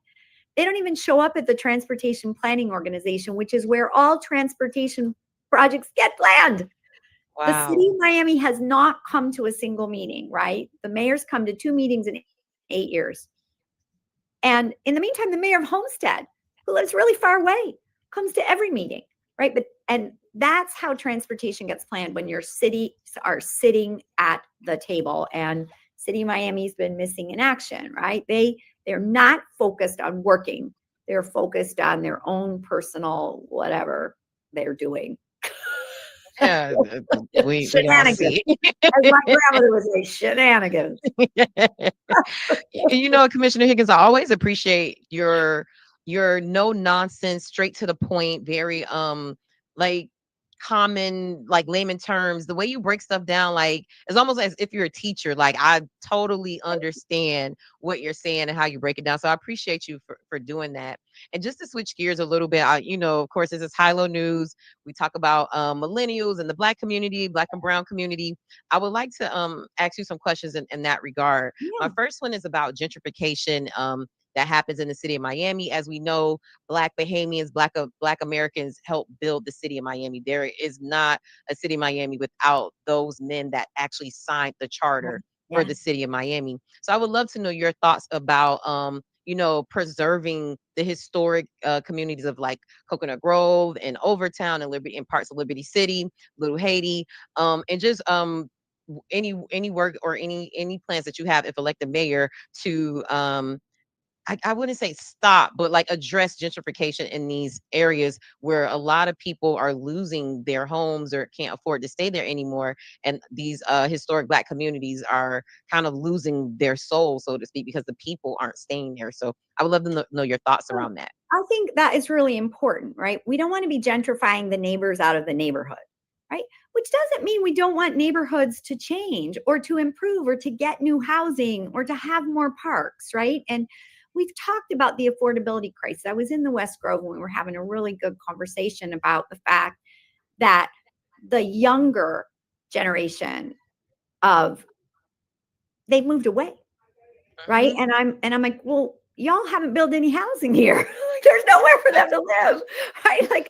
Like sometimes in order to make sure we have vibrant Black neighborhoods, we do have to add housing, but we've got to do it in a way that is respectful to the people that have lived there, right? And they have to be sure that they will never be evicted from their homes. And I'll give you an example of a place in Little Havana.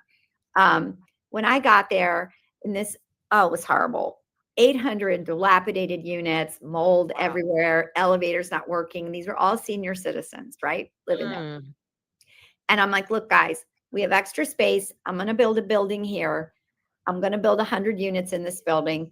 Y'all are going to move in from this 50 unit building. I'm going to demolish your building. And people were terrified. Well, guess what? All 50 of those people are in brand new units. They were not gentrified out of the neighborhood. They live in the neighborhood. But we also were able to add additional units. And certainly that's been what the county's tried to do up in Liberty City, right? This idea of concentrated poverty, it's horrible. Because when you concentrate poverty, you're not just concentrating poverty, you're taking away our opportunity. And so mixed income neighborhoods are part of the solution. And so the rebuild of Liberty Square has intentionally made sure that we have working families, low-income families, and people that can pay whatever rent they have, market rate. And as a result, it's really fascinating when you go up there, crime has gone way the heck down, right? The police actually say it's almost boring to work up here now. We know it's not gone, right? We know it's not gone, but it is certainly not what it was. And you can look at 15th Avenue and you can see what's happening on 15th Avenue. We just opened the guys just opened the Roots bookstore, a Black-owned big bookstore. Fantastic. And bookstores are not just places you read, they're places you gather to think and talk and care.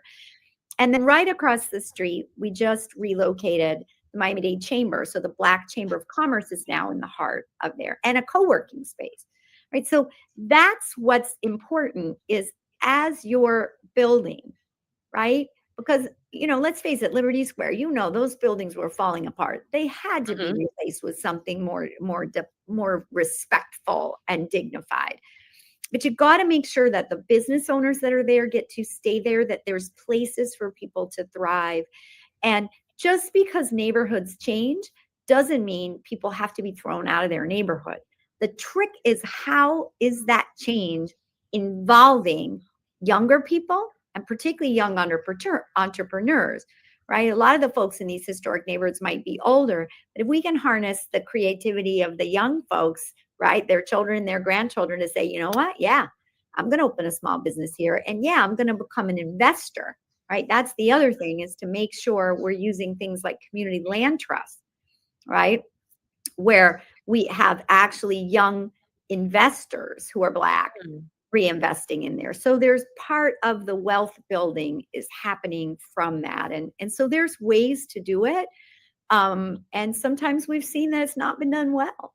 Right. And then for the people that own their homes, it's expensive to fix. Right. There are ways we can do that. We can help them with property taxes.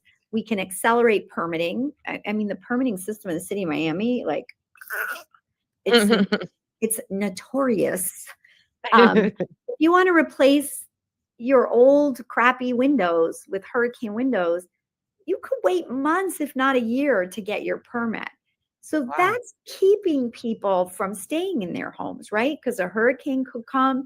It also means when you don't have those energy efficient windows, your electric bill is higher, right? So there's all kinds of ways to make sure our Black neighborhoods stay vibrant and interesting. And yes, there's going to be change, but we have to just make sure that that change includes the people that live there, doesn't exclude the people that live there.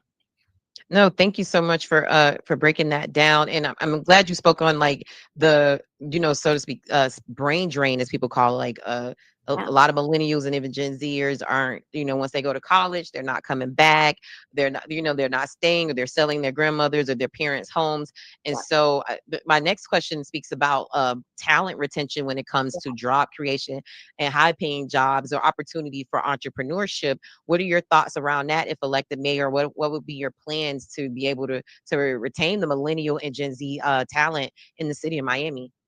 So I think we have been really fortunate in post the pandemic to really attract a number of new companies to come here and locate here, right? And tech companies, which pay well. And they're interesting jobs. They're the kind of jobs that young people would want, right? They go to college, they want, not everybody wants to be a small business owner, right? It's, you're a small business owner. You work all the time. Yeah, my dad did it. I know. So they want to work in a vibrant work environment that's interesting, where they can be coached and mentored and learn.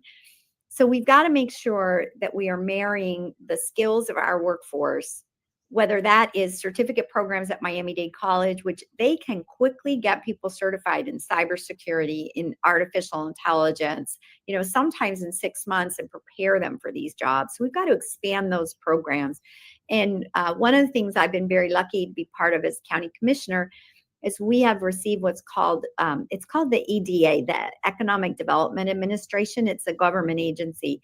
We put together grants about making sure that our workforce, our diverse workforce, and you know how diverse our community is, that we're preparing all of those programs. And we have over 100 of these tech companies that have internships. So the minute you finish your certificate, you're instantly paired to an internship to get work experience. So I think that is really part of the solution. Is you'll talk to these CEOs and they're like, Miami's not necessarily prepared for the tech jobs. But that is changing. And we have places like particularly Miami College and President Pumariega, who is, when somebody says, you don't have the talent, she goes, what skill are you looking for? I will create a program that will match exactly, what you need. So we've got to continue to get federal funds for that. We've been very, very successful at that. And we got to expand those kinds of programs, because this is an exciting place to live. And I'm not sure 20 years ago, what were you going to do? Work in tourism your whole life? These aren't high paying jobs, right? Mm-hmm. They really aren't. So I don't blame young people for looking elsewhere, but I think our economy is diversifying, and I intend to make sure it diversifies even more, that we continue to attract fintech firms and med tech firms and crypto when it's safe, right? Those are jobs, right? Everything has its window of goodness, and we've got to make sure that it works and is practical and isn't reckless, right? But and artificial intelligence, there's a ton of AI companies that are located here, ton. Mm-hmm. And so those are good jobs. We just got to make sure people know that they're here now. This is not the same Miami you left 10 years ago or 15 years ago. It's different. That's good to know. Thank you for breaking that down as well. Commissioner Higgins, has there ever been a woman elected to the city of Miami mayor?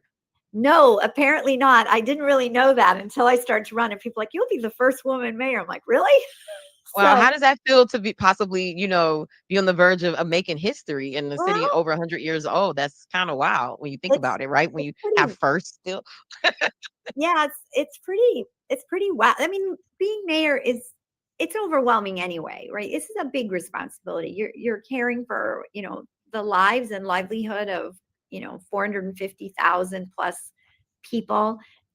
They're placing their trust in you. But, like you, it's kind of cool to be a woman doing this. And listen, you can't get elected. You can't get elected just by being a woman. Like, that's ridiculous. You have to have skills. You have to have the ability to communicate, the ability to think, the ability to manage people. And you have to bring everybody along. And so I'm proud to have the ladies supporting me, the gentlemen supporting me, and as we move the city forward. But I don't take the responsibility lightly, with Julia Tuttle and all those folks, Mary Brickell. we were the place that was founded by women, really. So Almost like a full circle moment if yeah, elected. yeah. Yeah. Commissioner Higgins, before I let you go, I would love for you to let people know how they can connect with you, support you, learn more about your campaign, your social media. Give them all the things on how they can connect with you. So super simple. We've got a website, Eileen.Miami. So that's not hard to remember. You can find out about the campaign if you'd like to volunteer, if you'd like to knock on doors. You can reach us by email, same thing.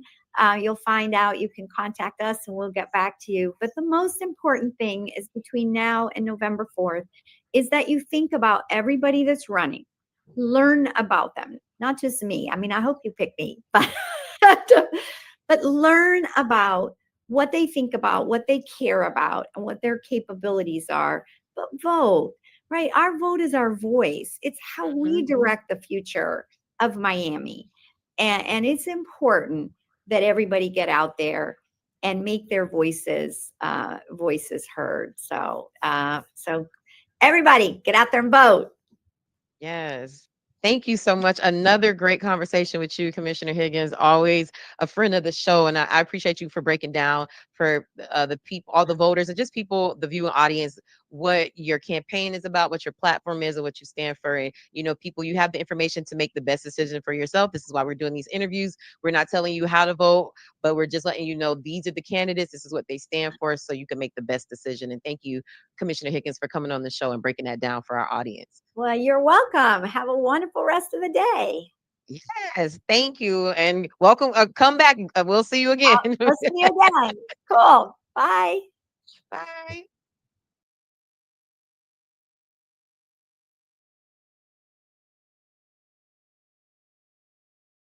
No, you can't.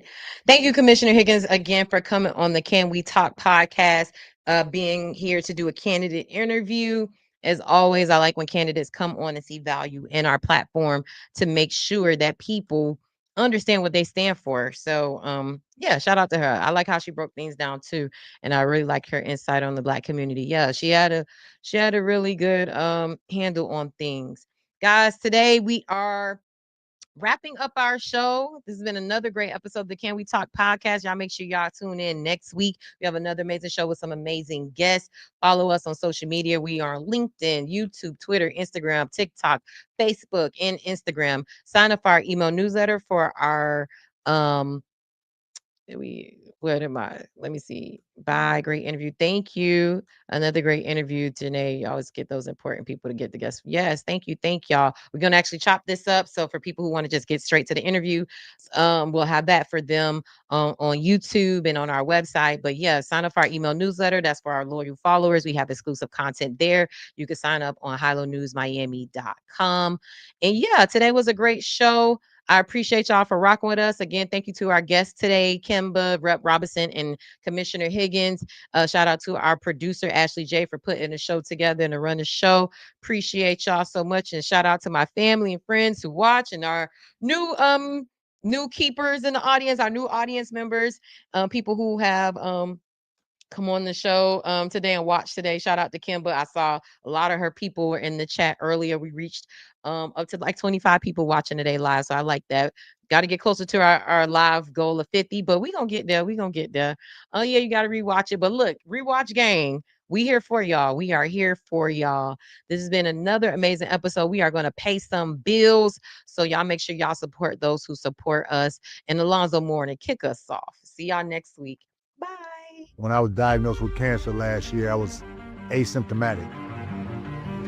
I felt great. I wouldn't have found out if I didn't do a voluntary screening. Take charge of your health, go to the doctor, be proactive with your health. We're not making love, no.